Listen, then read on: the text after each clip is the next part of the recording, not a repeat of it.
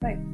So, in terms of language, if I may ask, what are the things that you have a big tournament?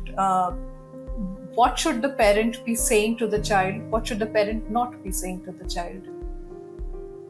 So just to give you a bit of a background, the language, so language is vast. So, but simple phrases like there is constant emphasis by parents on that you must win, you should not lose, you have to win. So this is called the demanding language. It's a do or die situation.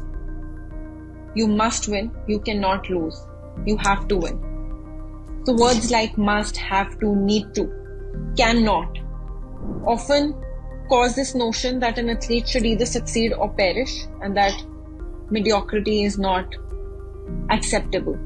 So this is a certain amount of language that is very prevalent in sport.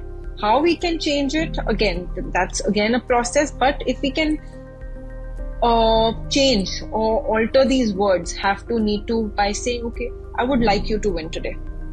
I would like you to give your full effort. I wish you do this. So rather than having those rigid words, having like, okay, I would like you to. But also, rather than just having a tunnel vision and focusing on the outcome, that you need to shoot a particular score or you need to win, it can be more about the process. That go out there, have fun. Go out there, give your 100%. How many of us actually, when we put our kids into sport, they start having fun because of the social environment, they're meeting friends, they're making friends.